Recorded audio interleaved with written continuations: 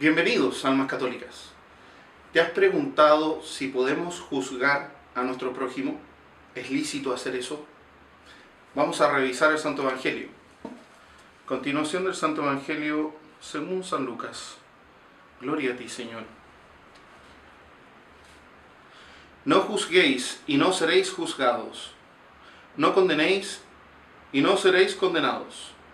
Absolved y seréis absueltos. Dad y se os dará una medida buena, apretada, colmada, rebosante será derramada en vuestro seno. La medida que con otros usaréis, esa se usará con vosotros.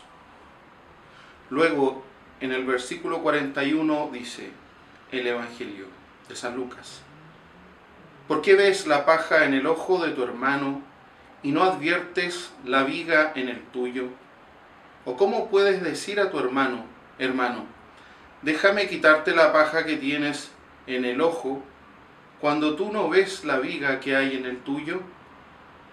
Hipócrita, quita primero la viga de tu ojo y entonces verás de quitar la paja que hay en el de tu hermano.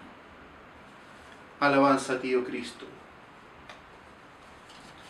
Bueno, sobre el tema si podemos juzgar a nuestro prójimo es un tema complejo.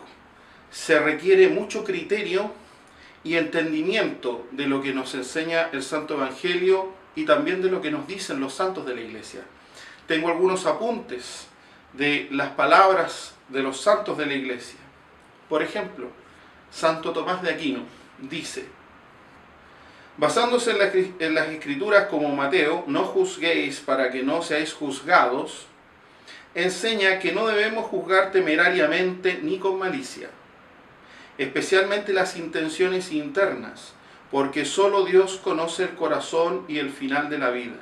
Los humanos deben juzgar con prudencia, limitándose a los actos externos, evitando la condena definitiva y aplicando la misma vara que esperan para sí mismos. Claro, es decir, Santo Tomás nos enseña de que nosotros podemos juzgar los actos externos, las cosas que ocurren que uno ve exteriormente, pero no el interior de las personas, porque eso solo lo conoce Dios. Y muchas veces sucede que las personas quieren juzgar la conciencia o lo que está pensando fulano de tal, dan por hecho, dan por sentado que ellos estiman lo que pasa dentro de su corazón y de su alma, y eso nosotros no tenemos idea que lo que sucede ahí. Eso solo Dios lo sabe y nosotros no podemos juzgar, ni tampoco podemos condenar, porque solamente Dios es el justo juez, a quien toda alma va a ir a juicio en su muerte, y también en el juicio universal, por supuesto, de lo que ya hemos hablado en videos anteriores. Entonces el juicio definitivo solamente es de Dios. Nosotros no nos podemos abrogar ese juicio, y que es muy común. Lamentablemente al día de hoy estamos llenos de juicios temerarios por todas partes, tanto en los ambientes mundanos como en los ambientes supuestamente católicos. También sucede mucho eso. Entonces nosotros tenemos los juicios temerarios y tenemos los juicios prudentes. Debemos distinguir ambos. Los juicios temerarios son ilícitos, por supuesto. ¿Por qué son ilícitos? Porque el santo cura de Ars decía lo siguiente, que el juicio temerario es condenar o afirmar un defecto moral en el prójimo sin tener certeza absoluta. Es decir, nosotros podemos juzgar prudentemente un acto externo, pero tendríamos que tener 100% de certeza absoluta para no hacerlo temerariamente y no pecar nosotros por ese juicio, que nos puede llevar a una difamación o nos puede llevar a una calumnia. Entonces terminamos pecando nosotros por darlas de tan sabios y de tan corregir a los demás los defectos de los demás, sentarnos nosotros en un trono que no nos corresponde, emitiendo juicios para todas partes. Eso es un pensamiento absolutamente farisaico que debemos rechazar completamente nosotros los católicos. Entonces, claro, eso vendría a ser un pecado, juzgar temerariamente, por las apariencias a veces, solo por las apariencias emitir un juicio. O bien no por la apariencia, pero no tengo la certeza completa de lo que está pasando allí y emito juicios. Entonces es mejor abstenerse, aplicar la prudencia en la mayoría de los casos y preocuparnos más por nosotros que por los defectos de los demás. Santificarnos más nosotros y de nuestros propios defectos, ser más severos con nuestros juicios a nosotros mismos que a nuestro prójimo.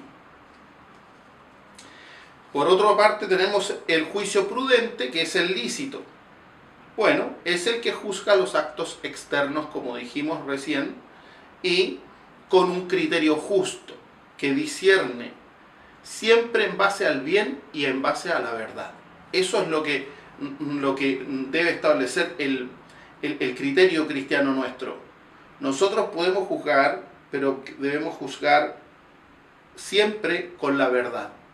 Y la verdad nosotros la conocemos por el Evangelio, por la Santa Tradición, por el Magisterio de la Iglesia. Esos son nuestros recursos. Ahora bien, hay un aspecto que debemos adicionar a esto que hemos comentado y lo describe San Antonio María Claret en su libro El camino recto y seguro para llegar al cielo. Dice San Antonio lo siguiente: no juzgar las obras ni palabras ajenas, a no ser que a ello obligue el oficio de superior, porque éste debe velar y sospechar sobre lo que dicen, hacen o pueden hacer las personas que le están sujetas, o para corregirlas si han hecho o hablado mal, o para prevenirlo o impedirlo, pero en cuanto a lo demás, juzgar siempre de ellos lo mejor que se pueda, y en las cosas evidentemente malas, juzgar siempre con piedad, pensando que nosotros hartos defectos tenemos, y que si nos hallásemos en el caso que el prójimo, y Dios no nos detuviese, seríamos peor que él. Tremendas palabras de San Antonio María Claret, tremendas palabras. O sea, San Antonio va un paso más allá y dice, ojo, cuando hablamos del juicio prudente, porque el temerario, evidentemente que el temerario está mal, pero incluso en el prudente dice, solamente cuando eres superior de alguien, tú estás en la facultad de emitir un juicio. Pero si no eres superior, no. Esa es la opinión de San Antonio. ¿Por qué? Porque debemos de recordar los deberes de Estado que se manejan en la Iglesia. Eso se describe muy bien en ese libro también, en el San Antonio María Claret. Los deberes de las esposas, de los esposos, de los hijos, etc. El jefe de la familia es el padre, ¿cierto? Y el superior, por lo tanto, tiene que velar, por ejemplo, por sus hijos, y por lo tanto debe emitir juicios sobre lo que los hijos están haciendo, lo que están leyendo, las actitudes que puedan tener, y corregir. Porque la corrección fraterna también es una obra de misericordia que se relaciona con la cuestión de los juicios. Entonces, cuando los modernistas dicen, porque aquí está el otro tema, los modernistas siempre dicen, no hay que juzgar a nadie, porque el Evangelio dice que no hay que juzgar. Sí, pero es que también debemos juzgar, porque si no juzgamos, entonces no podemos discernir lo que está bien y lo que está mal. Ni tampoco podríamos hacer la obra de misericordia de corregir al que yerra. ¿Cómo voy a corregir al que yerra si no puedo emitir un juicio de valor? Entonces eso es incorrecto.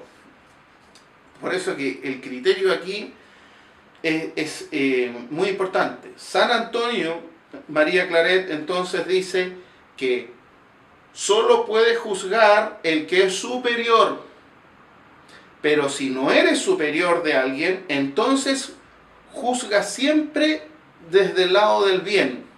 Incluso dice en el libro que debemos de justificar, muchas veces pensando que pudo haber sido una tentación, que que pudo haber sido que tenía ignorancia, que no sabe, por ejemplo, que se equivocó, pero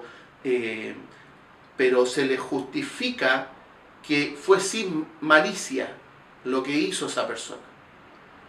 Eso lo explica San Antonio María Claret en su libro.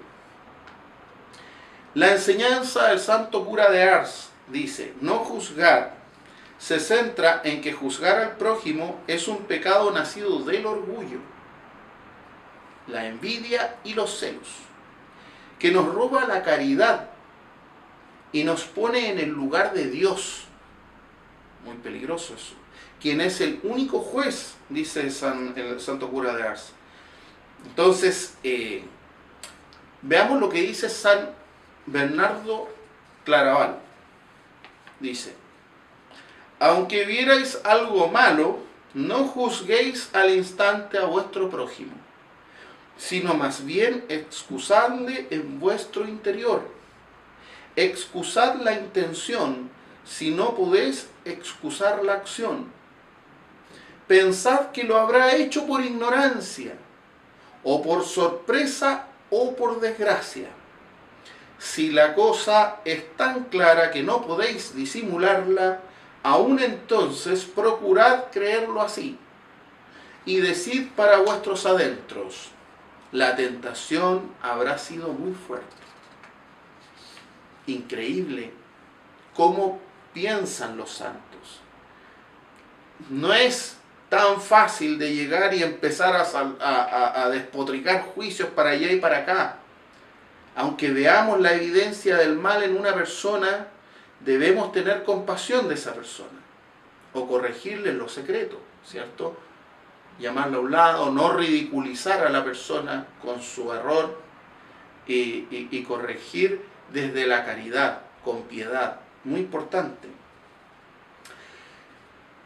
¿Qué dice San Lorenzo Justiniano? A nadie juzgues. ¿Quién te ha constituido censor y juez de los demás? Usurpas la autoridad de Dios y te expones a juzgar temerariamente.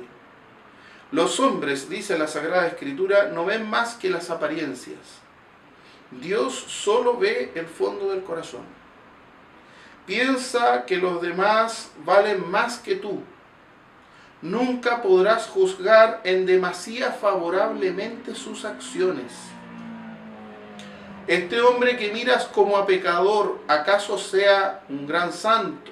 El mundo está lleno de juicios temerarios. Si ves alguna acción exteriormente mala, no por eso condenes a tu prójimo. ¿Acaso su ignorancia o su buena intención lo justifican ante Dios? Si su falta es evidente, tampoco lo juzgues. A Dios le corresponde hacerlo.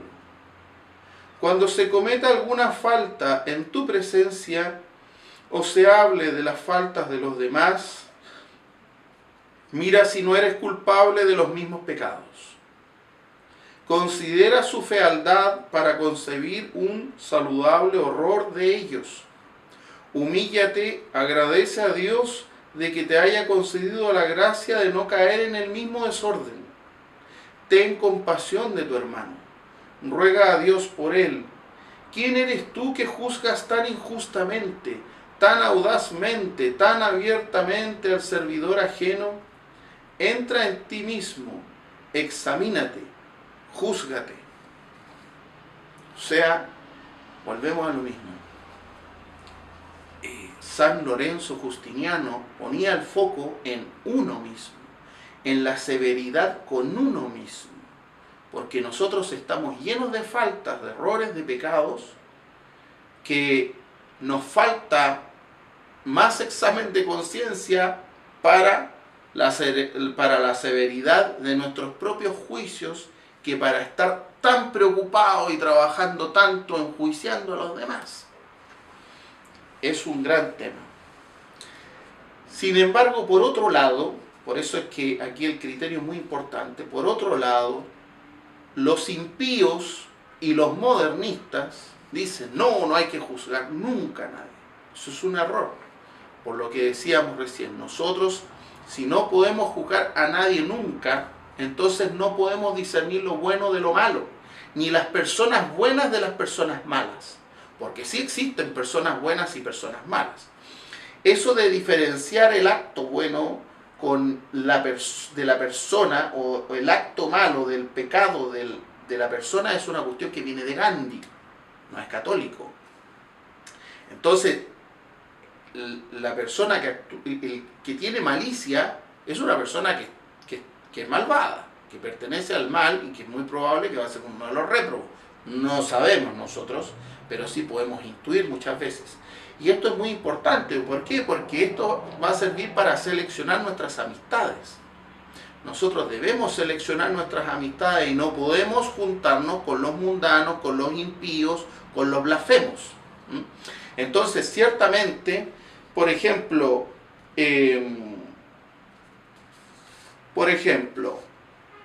cuando hablamos de las cuestiones de la fe, si nosotros estamos viendo en público una exposición doctrinal públicamente y abiertamente herética, debemos de defenderla. Hay que emitir el juicio de valor allí, porque nosotros somos católicos y debemos defender nuestra fe. Ahí estamos hablando de otro tema, ya no de temas de defectos, de cuestiones morales, que son importantes, pero aquí los temas de fe ya pasan a otro escalafón en el cual no nos podemos resguardar, porque la fe es una cuestión sagrada de derecho divino en la cual nosotros debemos de dar hasta nuestra vida por la fe. Por lo tanto, no nos podemos regocijar con la herejía que se está hablando por aquí, por allá, y decirle a un hermano, oh, te abrazo, mira la tremenda herejía que dijiste, pero te abrazo igual porque eres un hermanito muy bueno. No. Entonces, siempre defender nuestra fe católica, para que sea íntegra de acuerdo al magisterio.